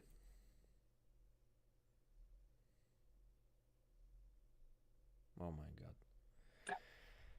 Okay, not In you. fact, they call the SP7 the second counterphobic type next to the sexual six. So I don't blame everyone else for using that because they Yeah. like the terminology. Yeah, But they yeah, like the terminology, but it will yeah, mislead you. yeah, it will. Circlag! I agree with Circlag, that, my brother, 100%. what's up? Will you ever become healthy as per your type, or will you pick up other unhealthy traits? No, I don't think you'll pick up other unhealthy traits. I think you can become a person. This is how, let's say, your ideal self. Your ideal self can be someone that is not enslaved by your neurotic need. Simple as you are not a slave to it, and you do not really indulge in the more negative, destructive symptoms of the neurotic need. So your relationship with it is balanced rather than toxic, and I believe that's achievable. That doesn't mean you need to pick up other unhealthy traits. No, you just need to become less like you, basically less like yourself. Fucking, I don't know. People always say be yourself. I agree. I preach be yourself, but then you have this shit, and it's like, well, you shouldn't be yourself because. But you get, guys, what I'm saying. It's more like be like you, but don't be as extreme as you are, and in whatever this extreme is. You know, if you are a yapping, narcissistic jerk off, don't be as yapping narcissistic jerk off. That's what it is. If you are a guy who wants to decapitate people, well, try to make sure you don't decapitate people. It's kind of this. Just ease up, moderation, right? Yeah, decapitate in moderation. For a good reason. And if you have a good reason, then it's okay. But let's see. What would the reaction of a sexual dominant if they can't fulfill their neurotic need? Would they be more intense in their demeanor? I mean, okay, so what happens when any dominant type instinct like social self-preservation, social, what happens when they don't fulfill and they're losing the grasp of something, they're not fulfilling it? I mean, like a sex person losing touch with or not feeling this intensity with someone that they want to possess. What do? They probably act out. They probably become even more unstable and might want to reach out. Depends on the subtype. Sexual 5 might be different. Sexual 8, in this, because of this fear, this lack of intensity, he's gonna be like, but you're mine. So he's gonna double down. He's gonna reach out. He's gonna possess, right? He's gonna become now aggressive. He might become jealous. He might become possessive, and all of that. Those things are gonna happen because he's feeling like he's losing something. He's losing that kind of control. You know, this person is pulling away. He's feeling like that intensity is not there. This chemistry, attraction is not there. So they feel scared. So they just do everything to compensate and act out, because we act out on our neurotic need in that domain. So they will act out. As we see with the sexual 8s, they become tyrannical, overbearing, and basically telling you what the fuck they want and to just own you. That's kind of what happens because of those situations when they're not that healthy. Great explanation. Thank you. I'm getting better. I cannot say that. I do admit I'm getting better. Being around negative people can lead you behaving negatively in similar ways. Of course. I mean, the truth is, you can tell a lot also, right? By whose friend, if you meet someone, right? I always say this. Pay attention. That's what I do. Pay attention who they're friends with. Or who do they associate with?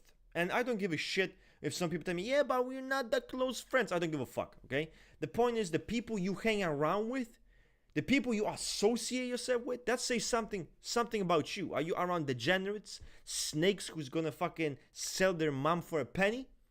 You will tell me you're not like this. I don't give a fuck. The point is that you're around such fucking people. So as far as I'm concerned, something's not right.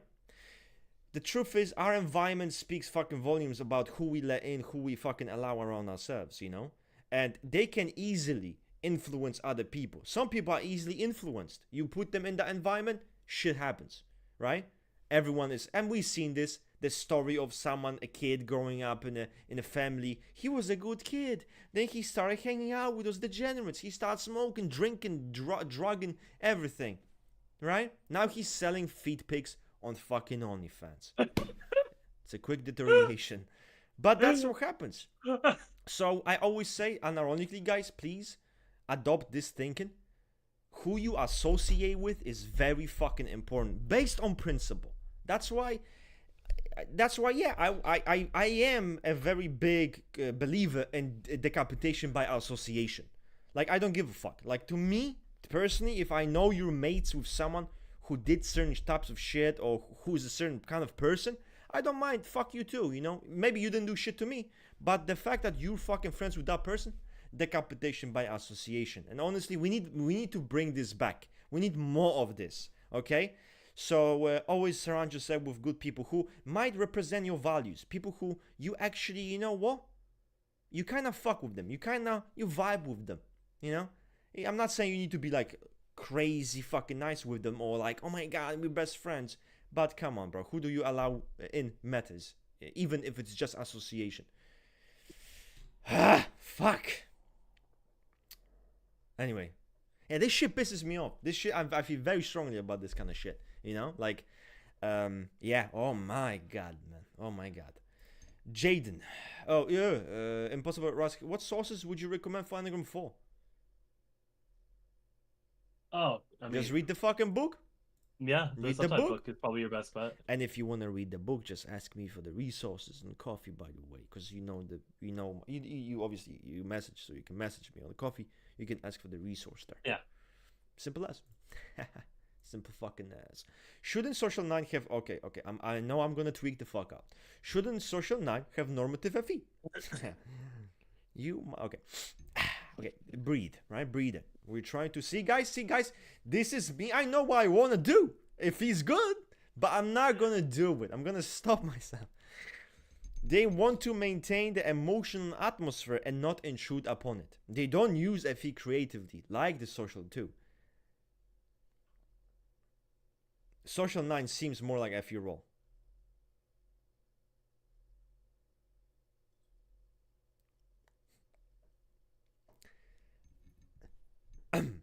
Are you are you trying to tell me that you are considering LSC social 9? LSC social 9 or LIE? Oh wow, okay. Okay, You know, guys. I get where this person is coming from. Although I don't have like a You correlation. always like, know where you see. No, We no, no, always no, hear see me where out. people are Hear me coming out. from. Hear That's me, your hear me out. problem. But this is the problem. I can, because I understand See, where he's no, coming no, no, no, from. no. Doesn't Listen, mean, I know doesn't what mean you're I'm doing. agreeing with him. You are indulging in your neurotic fucking need right now. You are seeing all No, different perspectives. No, no, no, no, no, no, no, no, no, no, no, no, no, no. Come no. on, see. I'm actually gonna disagree with him, and the reason why I'm gonna disagree with him is because this is a trend. This is a super ego typing, and that's currently a Not trend only right listen, now. listen. Not only that, it's a bad one, because it's like, oh, they intrude. They don't want to intrude, so obviously they cannot be this. That's it. You know, that's it. Do you know what I'm saying, Ring? For fuck's sake, Ring. No, I'm saying I get Oh where he's my God. coming from. No, because you got to understand why people think that the way they do, so you can break down the argument. I I understand, but I think like he's applying something that people use in other ways that works well, but the way he used it didn't make sense here, and he probably can't tell the difference. Jaden, you are too nice, too nice. You know, too nice. People disappear for less. People disappear for less, but we'll keep it. We'll keep you because you seem cool. You seem like a very like chill person. You seem like a nice person. So I think you should stay. But that's just my opinion. If others want you decapitated, I cannot do shit. That's up to them, you know. But I'm fucking around. But yeah, listen, Jaden. I think it's just crazy, you know. I think don't worry about that, Jaden. Don't worry about it. Don't think too much. Jaden, seriously, don't think this much. Like, trust me. Like, you will feel much better if you stop thinking this much. It's not good for you. Amazing. It's not good for you, man. You're gonna overthink everything.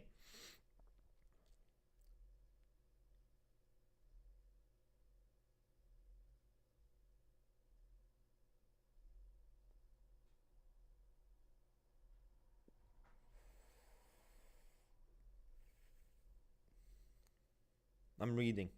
We have 3 more minutes.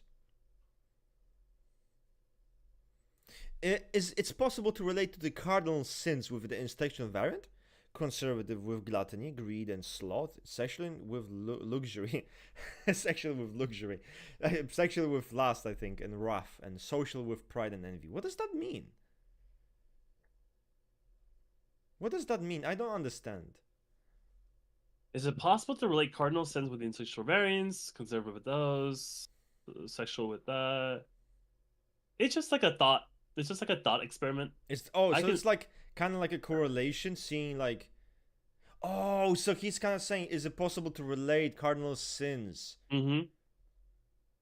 Oh, social. Yeah, it's not bad. I think. Yeah, It's yeah. not bad. You could totally do. It's just kind of like how people say like, okay, the image triad is definitely more SO instinct, right? Where like the head triad is probably more SP, and the gut triad is probably more SX. But that doesn't mean they're all like actually that. You know, it's just like a thought thing, which is kind of cool. I like it. I'm not sure if I put those exactly where he put them, but it's a cool idea. I'm using your favorite word. I see where he's coming from. Okay, that's okay. Okay. Okay. I'd never have friends if that was the case. Then you cannot have friends. Simple as. Listen, I try to create an environment for myself where, and people would say it's dictating, like the environment. But fuck it, maybe it is. But yeah, that's the rules of my own environment. You know, if I'm gonna create people in, gonna let people in, I it's okay. You know, I will not accept anyone who's associated to someone I don't really fucking like. Like, that's no problem with me. I will do that. In fact, I think it's disloyal. It's unironically disloyal. If I see my good buddy being associated with a rat, that's a problem. So either if I tell him, this guy did this shit, he did this shit to me, or someone else I know, or someone we care about, they did nothing. This friend should probably tell him to go fuck himself. Either tell him to go fuck himself, or he should remove himself. And if he doesn't, he fucked up. He fucked up as a friend, and that's probably no more your friend. So guys, again, I don't like being friends with someone who's close with friends with me. Bro, if you're friends with someone who's friends with your enemy in that sense, that's cooked. That is cooked. The truth is this is the environment I want to make. Maybe I'm going to be a bit neurotic. But the point is this. My enemy is all of my friends' enemy. That's the shit I want to make. When there's an enemy, it is everyone's fucking enemy. That's what I want to make. Here you go? Okay? So none of this shit like, oh, I don't want to, you can be friends with anyone you want and just fucking, no problem. No. No.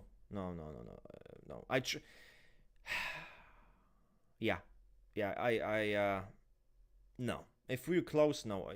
To be honest, even if I wasn't close, I could easily enact on this kind of desire. But I know it's not healthy. So I only will do it when I'm close to someone. That's when I do it. But if I was to go to Rusty community and be like, okay, so who's gonna get decapitated by association? I could fucking do that easily, no fucking problem. That's the desire. Let's do that shit. But I know it's not healthy, so I'm not gonna do that shit. So okay, cool. They're saved. Many of you cunts are saved. Just so you know. Just so you fucking remember this. Got me fucking. Lucky motherfuckers. You guys are fucking lucky. Anyway. Okay, I've provided detailed answers to your specific, but apparently Marius is too large to save. Would it be possible to share a Google Doc with my responses? Of course. Mystic. 100%. 100% you can just... Many people did it before. Just when you have the commission shit, just send even in the message or anything in the commission, link to the document, and I'm gonna review it. Don't worry, don't worry about that shit. Don't even sweat it. Anyway, guys, listen. Guys, listen. This weird. Okay, yeah, I'll pay, of course. Yeah, pay. I just will send you a link on this. Yeah, of course. No, don't worry. Don't worry. Okay, relax. It's okay. It's fine. We got this covered. You're gonna get typed. Easy peasy. Overthinking is my shit. You cannot overthink. That's too much. I sometimes fantasize about enemies becoming friends. I mean, this can happen. Guys, this does happen. Like, I've had many situations where I was beefing with someone. Like, you don't know, but the way I met Javier, it was me butchering him. I met him. Didn't this guy do that? Okay. Time to butcher him. And that's what happened. Like, we were arguing one back and forth, and we became fucking best of friends.